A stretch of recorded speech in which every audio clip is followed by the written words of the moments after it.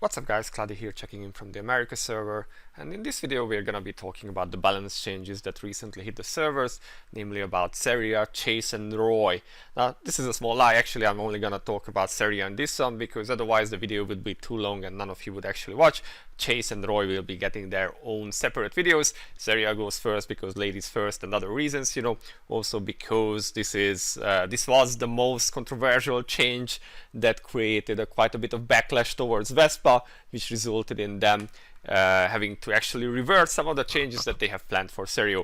Now, to give some context to that, Seria was released around the time of World Boss Xanadus, and her kit was pretty much tailored to that, namely being able to do a spammable cleave-like attack that had some ignore defense to it.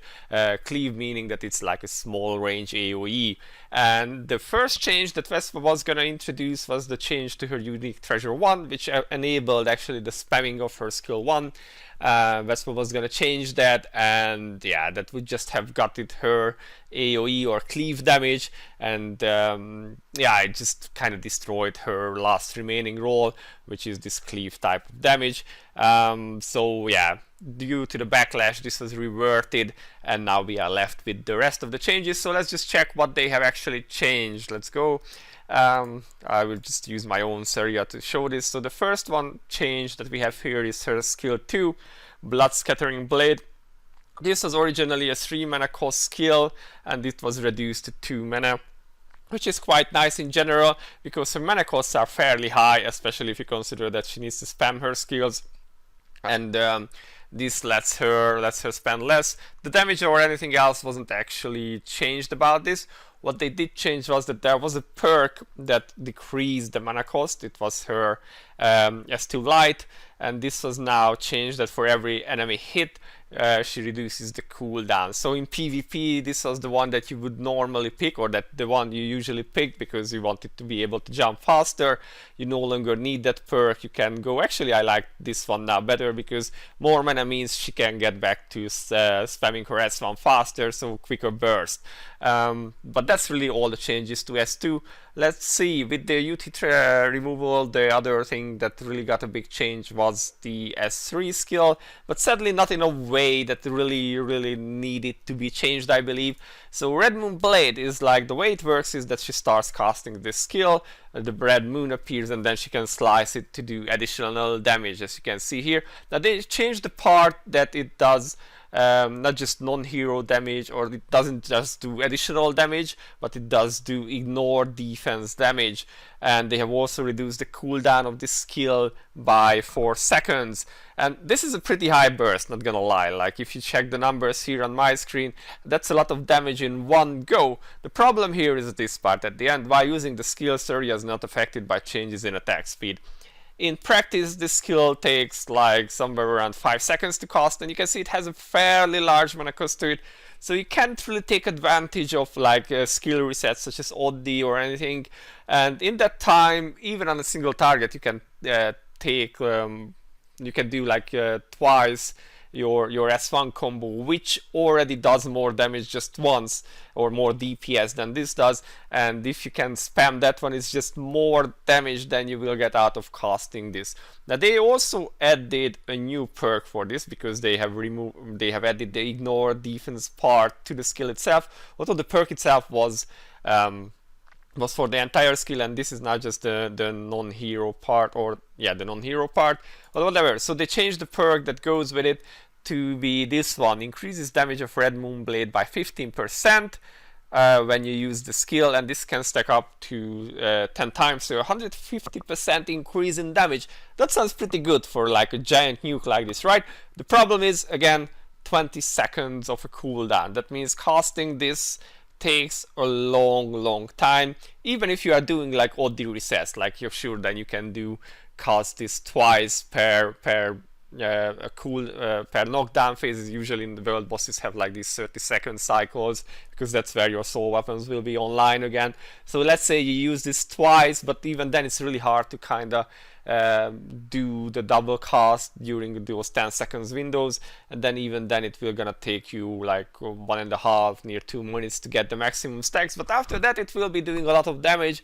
It's just that yeah, it's kind of weird and clunky because of that speed issue with it. Like I kind of wish they would have changed it. And also, now that you no longer pick the perk that increases the mana cost, or it doesn't have the mana cost increase anymore, it's not bad, but it's still rather clunky, and in most fights you don't want to spend that long really. Where at least where you will be using her, like in Xanadus, even if you are doing Seria still and doing the resets, it's the 3 minutes fight, so you will not get too much benefit out of that. And with that, they have also changed the unique treasure that belongs to this one. We will get back to that a bit later when we are done with the skills. But yeah, so this one has a little bit of a buff now. On very long fights where you use it, it could be good. But the slow cast really kind of kills it for me. I just ran Eclipse with Seria earlier, and I haven't cast a single S3, and I'm not sure how I would have, because it just has a very high mana cost, and you can just get by with spamming her S1 instead. So yeah, that's my take on her S3 really. I think the mana cost is still too high, and the speed reduction is just not fun. It just makes it a very clunky skill to use. Also, on auto, she tends to not slice the moon, which takes away like a giant portion of the damage. So there is that to consider as well. If you use her like on Technomagic raids or whatever, then yeah, you just lose so much damage by her not doing the skill right, and you can just not really do anything about it. But okay, let's see. The other change that we have here is the Cold-Blooded Witch, which is her S4. Originally, this was only like a bit of a attack boost and crit damage. The crit damage got increased. Before this was a 75% maximum crit damage, and now at 15 stacks. And then now this is increased to 10% per stack, so you go up to 150. And she got some non-hero damage to go with this as well, which is quite nice, because non-hero damage is of course very lovely. 1% per stack, so you get 15% non-hero damage at maximum stacks from this passive skill alone, which is quite alright. I mean, 15% isn't terribly high, but combined with her other stuff, it kinda is. It is a visible DPS increase for her. Now let's see the Transcendence perks that were also not mentioned. They have changed the perk that they have actually changed the perk that belongs to this one too. No, actually, so she already had this one before, giving her 25% non-hero damage for 200 seconds. This was already there, and as you can see, that 200 seconds just happens to be how long the original Xanadus battle lasted, so that's why it was really there. Now, what they did change here was her tier 5 Dark, which is this skill. Originally, this would make her take 25% more damage, both from PvE and PvP opponents, and this got changed to 15% and only from heroes. So only PvP, of course she still can block, but she will always crit. And this is nice because it makes her less suicidal in Technomagic raids, for instance, where it was kind of hard to use her. That's why you can see that she's wearing actually the book artifact here just to take a bit less damage when I was rolling with her, because yeah, it was just really hard to keep her alive even through Phase Shields because of that increased damage taken. So in PvE that is taken away, and in PvP this is now reduced by 10%. So yeah, all in all, these are all good changes. Let's see what else we have. Her unique weapon was changed a little bit. So you can see that she has this portion where upon dealing a critical hit with a skill, she will do additional magic damage equal to a portion of her attack. This maxed out at 75% originally, and now is increased to 125%. So basically she does more additional damage from her unique weapon whenever she hits with it. And also there is a part that was taken away, that the unique weapon itself would reduce her own heal rate, and then this proc that you get from the critical skill hit would increase actually your own heal rate, which would then stack up. So this kind of counterbalanced the reduced heal rate from her base unique weapon, and that was kind of stupid, like your own weapon reducing your own heal rate. That's kind of counterintuitive, even if it made up for it with the stacking buff at the end. So they removed the reduced heal rate there, which is quite nice, because this way, even in a bit higher stages in Eclipse, you can still heal, which helps if you are, for instance, running the shock mace swords, which drain her HP continuously, so you need that healing to be coming into her. But of course, you could just not roll with those swords, and then if you have shields, you don't need it. Now, other change was to her UT3. We have mentioned that the UT1 change was reverted, and we are actually not sure if they were only gonna change this part, that it was reducing the cooldown of the mysterious sword falling petals, or if they were gonna change the other part too to some more ACC, which was a PvP kind of thing. And meanwhile, this was her universal UT both for PvE and for PvP, so not quite sure why they were thinking to do that. But anyway, that got reverted, so not gonna talk about too much. Let's see, Enlightening Candlelight, which is her unique treasure 3.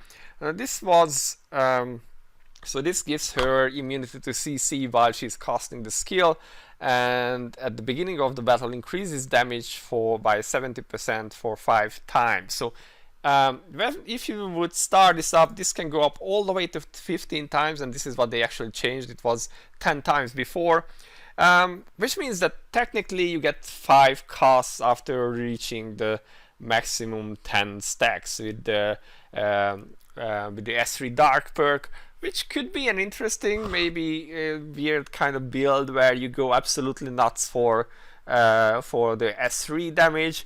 It might be something to consider, where you are like stacking up that damage and then do odd resets, mainly if you are thinking of fights that have very short burst phases. So you don't want like spamming damage, but you want like a giant big burst and then reset it and do it again. In those kind of fights, maybe, but again, the clunkiness and the slow cast of the skill make it really hard to use, because essentially you would need to pre-cast the skill to be able to reset with Oddie and then cast again. So it could be possible to do something interesting with there, to have this 70% increase in damage, and also have the 150% increase in damage from the other from the perk. But yeah, clunky to use, and it means that you're kinda raising a unique treasure that you may not be using too much otherwise. So I'm not quite sure if this is really worth. It could work, it could be an interesting build, but then again, why would you use Seria in those kind of situations? Then again, maybe some people will test it out and try it in World Boss and see if they can do some mad numbers with that. I'm a bit doubtful, but who knows, maybe time will prove me wrong. Now, the other thing that they changed, and this is also an interesting one, is the demonic 8 trigrams. That sounds curious. So this is her unique treasure 4. And this was changed to give attack boost. I think it already had the attack boost, but they changed it that the max number of stacks for crit damage boost was higher, so they changed that part, removed that part, and instead you get more non-hero damage now. At 5-star, this gives you all the way 1.5% per stack extra. So by default, you get 1%. If you have a 5-star unique treasure, then you get 1.5%. And remember, this stacks up 15 times. So basically, this will give you 22.5% extra non-hero damage compared to the base perk, which is not a small number actually, especially for a character that doesn't have too much. But then you also have to remember that she gets 25% from her S4 Dark, and she gets 15% from her base S4 as well. So she already has 40%, and if you take this unique treasure, then you go up with an additional 22.5%, bringing you to 62.5%, which is interesting. Now, I've talked about this with a bunch of people, and the consensus kinda is that this is a damage increase over UT1, in certain situations. One, if you are autoing, because when you are autoing, she will cast her S2 and her S3, and she will not be spamming her S1 as you would be in manual play. So in that kind of situation, if you are, say, doing Galgoria, then this could be a damage increase for her, because the non-hero damage will increase all of her damage. So her auto attacks, her S1, her S2, her S3, which she will be casting in that kind of situation. And sorry, my voice is dying. So also in single target, this may be better than the UT1, but then again, it's kind of not a terribly big difference, I believe. And you would have to raise now a second unique treasure if you already have her built. Plus, to be honest, the niche of Seria is still the cleave type of damage, with the UT1 being present. She is not really a single target damage dealer. She is not really good at scoring content where you need to do large numbers in a short amount of time, other than maybe if you can pull off that UT3 build. So I would say building this is still not worth. In PvP, it doesn't do anything really for you, and there you still want to do your cleave kind of things, because that's just how she rolls. So yeah, I would say if you are building Seria now, I would still go for UT1, because that's just her niche, spamming that S1 and resetting it either with OD, Priest and whatever else, a Celica, if you are like doing Trial of Earth, then that fits her more and does more damage. There could be a case for the UT for S3, but again, mana cost, high cast time makes it very hard to pull off in those, especially in some of those very short burst phases.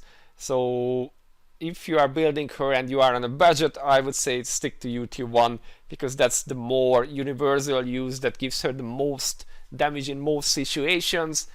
And if you want to absolutely min-max, then maybe for like techno magic raids and such, you could pick this one up, or if you are autoing her in some cases, but then why would you do that? Because you don't really do that in trials or eclipse, I think. So in those cases, maybe this one works too. But yeah, my general recommendation would be just to stick with UT1 and get the others as a base stat stick like it is on mine here. So that's my take on the Seria changes. It is a mild DPS buff for her, what they changed, both the unique weapon and the changes in the talents, the extra non-hero damage, the extra crit damage is quite nice. But fundamentally, her kit didn't really get improved, especially the lacking S3 skill is still kind of clunky, and that spoils the picture a bit. If you compare to the other changes, like especially Chase, then she kinda drew the shorter end of the stick, but it's a buff, and I'm happy enough that she got a buff. She does more damage, she lives more easily, she's a lot less suicidal now, which is very, very good for her. And so all in all, she got better. She is not game breaking. She is not really, I don't think she is like scoring content material at all. Maybe in some world bosses it could be a thing, as like on Sanity, maybe if you can pull it off. But yeah, there are just right now, I believe there are better options. So that's my take on Seria, guys. Let me know what you think, how you like the changes for her, and then we will see about Roy and Chase in the next video. So this has been Cloudie for now. I'll see you in the next one. Bye bye.